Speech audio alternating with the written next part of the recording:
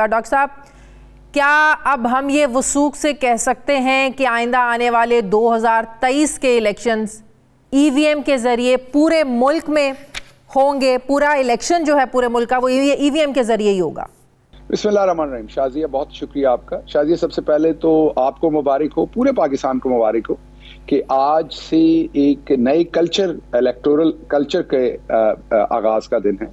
आज ओवरसीज पाकिस्तानियों को भी वोट का हक मिला है और उसके साथ साथ जो पाकिस्तान के इलेक्टोरल सिस्टम के अंदर फ्यूडलिज्म का और बहुत ज्यादा पैसे का, गुंडागर्दी का, डबल ठप्पे लगाने का, शादरा से वोट उठा के गुलबर्ग लेके जाने के और गुलबर्ग से वही जाली वोट उठाकर कहीं और भुगताने का, या फैसलाबाद में रजाबाद से उठा के वोट वो जो है वो समनाबाद लेके जाने का और समनाबाद से उठा के पीपल्स पार्टी लेके जाने का, ये जो कल्चर था कि एक बंदा आपसे 10,000 वोट से जीत गया, पैसे दो, उसके थैले खोलो, उसके 5,000 बैलेट पेपर्स के ऊपर एक एक ठप्पा और लगा दो और वो वोट जाया हो जाए और आप जो 10,000 से हार रहे थे आप उससे जीत जाएं। तो कहने का बात यह है कि ये आज बहुत बड़ा काम किया इमरान खान ने, जिसका वादा किया था। मुश्किल काम था, सबसे पहले मैं आपको बताऊं, it was not an easy thing. बहुत मुश्किल से ये लेजिस्लेशन पास करवाई है, बहुत मेहनत करनी पड़ी इस लेजिस्लेशन पे, लेकिन इमरान खान पे ज्यादा मेहनत करनी पड़ी है। वैसे तो सारे बिल्स आप लोग ज्वाइंट सेशन, आसान रास्ता है आप लोगों के लिए। आपके लिए शाजिया, इसको और तरह से देखें, ये आपके लिए बहुत बड़ा दिन है। आपको आज शायद आपको भी समझ नहीं आ रही होगी ये कितना बड़ा दिन है। शायद आज के बाद 10 साल के बाद आज से आपको नजर आए कि स्कूल टीचर भी इलेक्शन के अंदर आए। शायद आपको एक आम पाकिस्तानी जो ये सोचता है कि वो इलेक्शन लड़े, लेकिन बड़ी अच्छी बात है, इलेक्शन में धांधली को कोई सपोर्ट नहीं करता। 2013 के इलेक्शंस को आरओ का इलेक्शंस कहा गया, आप लोगों ने धरना दिया 126 दिन का। फिर 2018 के इलेक्शन में ऑपोजिशन कह रही है कि इलेक्शन मतनाज़े हैं। बात ये है कि जो रिजर्वेशंस थी, हर इलेक्शन बिल्कुल सही कह रहे हैं आप, बिल्कुल ठीक कह रहे हैं, लेकिन जो सवालात हैं वो अपनी जगह पर मौजूद है ना कि कोई शख्स इलेक्शन को हर एक को धांधली तो कहते थे लेकिन उसको ठीक करने के लिए कोशिश नहीं करते थे। वो इमरान खान ने। यही तो सवाल है कि क्या ईवीएम के जरिए धांधली का रास्ता वाकई रुक गया है? इलेक्शन कमीशन के सवालात अपनी जगह पर मौजूद हैं, हैकिंग के हवाले से कि टैंपर्ड हो सकती है मशीन, सॉफ्टवेयर को ऑल्टरनेट और इसका ऑल्टर किया जा सकता है, बदला जा सकता है। ऑपोजिशन के एतराज तो चले एक साइड पर रखें, जिस इदारे ने इलेक्शंस करवाने हैं अगर उसके ही तहफ़्फ़ुज़ात दूर नहीं होंगे तो हम कैसे कह सकते हैं कि इलेक्शन साफ होगा, शफाफ होगा और सबका कंसेंसस होगा उन इलेक्शंस पर और कोई सवाल नहीं उठेगा उन इलेक्शंस पर? अच्छा, एक तो ये ज़हन में रखिए कि इलेक्शन करवाने कैसे हैं इसका फैसला पार्लियामेंट करती है, और जब पार्लियामेंट ये फैसला कर देती है कि इलेक्शन कैसे करवाने हैं, फिर उसका इनेकाद इलेक्शन कमीशन ने करवाना होता है। इलेक्शन कमीशन ने अपनी 35 गुजारिशात, रिकमेंडेशंस, ऑब्जर्वेशंस जो भी आपने कहना वो दी थी, उन सबको इसमें इनकॉर्पोरेट किया गया। जैसे फॉर एग्जाम्पल, मिसाल के तौर पर एक उनकी ऑब्जर्वेशन थी कि टच स्क्रीन होगा तो कोई एल्फी डाल देगा, तो हमने उसको एक ऐसी स्क्रीन बना दिया कि जिसको ना ईंट से तोड़ा जा सकेगा, ना उसके ऊपर एल्फी डालने से कोई काम होगा, और ना हमने उसे टच स्क्रीन रहने दिया। ऐसे उनकी वो तमाम 35 चीजें इनकॉर्पोरेट करा दी। अब आपकी बात ये टेम्पर, जब मशीन आएगी तो टेम्पर क्या होता है? टेम्पर ये होगा, इस बात को आपने समझना है, क्योंकि आप, मुझे पता है कि आप जाती तौर पर ये चाहती हैं कि इलेक्शन फ्री एंड फेयर हो। आप इस मशीन के साथ कोई रिगिंग ना करें, ये आपका सवाल है और ये बहुत अच्छा सवाल है, हर पाकिस्तानी। अब आप ये देखिए कि अभी क्या होता है कि आप पोलिंग बूथ पे जाते हैं, आपको आप अपना शनाख्ती कार्ड दिखाते हैं, वोटिंग लिस्ट पे नाम ढूंढा जाता है, आपको एक बैलेट पेपर इशू किया जाता है, आप उस पर मोहर लगाते हैं और उसको डब्बे में डाल देते हैं। उस डब्बे में से काउंटिंग होती है शाम में, वो काउंटिंग होने के बाद आपको रिजल्ट मिलता है, और फिर कभी कहा जाता है आरटीएस बंद हो गया, कभी कहा जाता है ये बंद हो गया, कभी 4 हल्के खुलवाते हैं तो उसमें से बैलेट पेपर चूहे खा गए, बैलेट पेपर मौजूद नहीं होते, डबल ठप्पे लगे होते हैं, क्योंकि डबल ठप्पे खुद लगाए जाते हैं वोटों को कैंसिल करने के लिए, और उसका कोई इलाज नहीं है बाद में ये साबित करने के लिए कि वो डबल ठप्पा ठीक लगा था, ये गलत लगा था।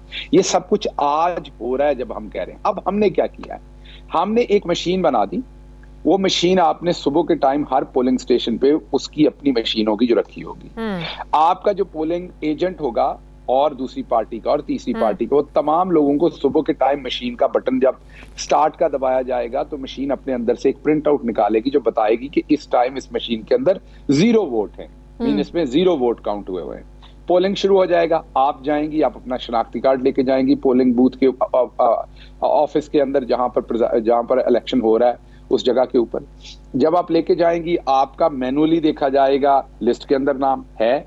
उसके बाद जब आपके पोलिंग एजेंट तमाम पार्टीज के कहेंगे हाँ ठीक है शाजिया का इसी पोलिंग बूथ के अंदर या इसी वार्ड के अंदर वोट है, तो आपके शनाख्ती कार्ड को उस मशीन के अंदर डाला जाएगा। वो एक ग्रीन बत्ती जलाएगी, वो कहेगी हाँ यहाँ लिस्ट में इनका नाम है, तो आप उस केबिन में चली जाएंगी जहां पर आप पुश करेंगी।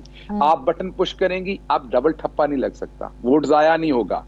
अगर आपने मुझे देना था और आपने गलती से किसी और को वोट दे दिया तो आपकी किस्मत, आपने गलत फैसला किया, वो तो आप उधर भी गलत फैसला कर सकते हैं। बड़ा अच्छी बात है ये आपने बात खुद ही छेड़ दी। सुन लेना मेरी बात, रुक ले, मैं आपको सारा एक्सप्लेन कर रहा हूँ, डोंट जंप।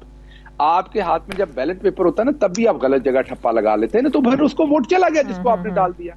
आप अगर चेक लिख के किसी को लिख देंगे जाली, तो अपना गलत बंदे को चेक लिख देंगे तो आपका कसूर है ना, वो तो आपने ख्याल रखना है। जब आप स्टैंप लगाते हैं तब भी आप ही का कसूर होता है जब आप वोट गलत डाल लेते हैं। इसमें भी आप ही का होना है कि आपने सही बंदे को वोट डालना, वो तो वोटर की जिम्मेदारी है आज भी और मशीन पर भी। जब वोटर वो बटन दबाएगा तो एक तो मशीन के अंदर आपका वोट रिकॉर्ड हो गया, दूसरा आपके हाथ में पर्ची आ जाएगी। उस पर्ची पे आपको इमीडिएटली पता चल जाएगा कि मैंने इसी शख्स को वोट डाला है। उस पर्ची को आप फोल्ड करेंगे और बाहर बैलेट बॉक्स में डालेंगे। अब जब पोलिंग खत्म होगी तो तमाम पोलिंग एजेंट्स की मौजूदगी में उस मशीन के ऊपर एक सील लगी होगी जिसको खोला जाएगा और सील के अंदर एक बटन होगा जो पोलिंग एंड करने के लिए दबाया जाएगा। वो सील का मकसद सिर्फ ये होगा, जब एक दफा बटन दब जाएगा तो उसके बाद उस मशीन पे मजीद वोटिंग नहीं हो सकती, बंद हो जाएगी और वो मशीन फॉर्म 45 जो है वो बाहर निकाल देगी, उसी 30 सेकंड के अंदर रिजल्ट दे देगी। टोटल वोट यहाँ पर 1200 पड़े, 300 इसको मिले, 430 इसको मिले, फलां इसको मिले। अब अगर मशीन टेम्पर हुई है, या रुक जाइए, अब अगर मशीन टेम्पर हुई है, फॉर योर इंफॉर्मेशन, तो आपके पास बैलेट बॉक्स के अंदर पर्चियां पड़ी हुई हैं जो उस मशीन से देख के हर बंदे ने, मैंने बैट को वोट दिया मुझे पर्ची बैट की निकली, मैंने शेर को वोट दिया मुझे पर्ची शेर की निकली। हर बंदे ने अपना अपना बैलेट बॉक्स में डाला हुआ है, वोट चेक करने के बाद आप उसे काउंट कर लेंगे तो आपको पता चल जाएगा कि फिजिकल पर्चियां तो 493 है और वो दे रहा है 893, तो इसका मतलब मशीन टेम्पर है। सुनने में तो बड़ा जबरदस्त लग रहा है, पता नहीं प्रैक्टिकली इसका क्या होगा।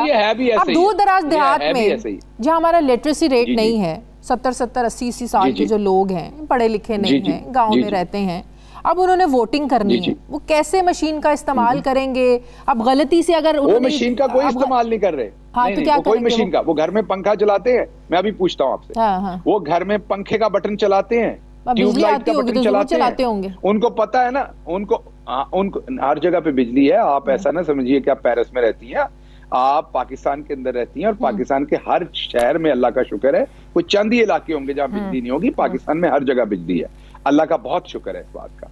तो मैं आपको ये बता रहा हूँ कि वो घर में अपना पंखा, ट्यूब, ट्रैक्टर, दूसरी चीजें चलाते हैं ना, रेडियो चलाते हैं ना, तो ये उन सब चीजों से आसान है।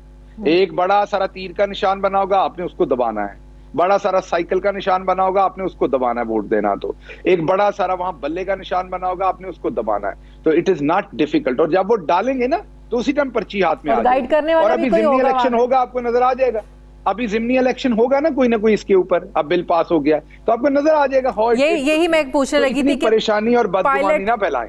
पायलट प्रोजेक्ट जाहिर करना जरूरी है, नंबर 1। नंबर 2, इलेक्शन कमीशन कराएगा ना, कानून बन गया। पहले भी 2018 में सुप्रीम कोर्ट ने उनको ये डायरेक्शन दी थी, जो अनफॉर्चुनेटली अभी तक इलेक्शन कमीशन ऑफ पाकिस्तान ने नहीं की। अगर वो कर लेते तो शायद इस लेजिस्लेशन की जरूरत ना पड़ती।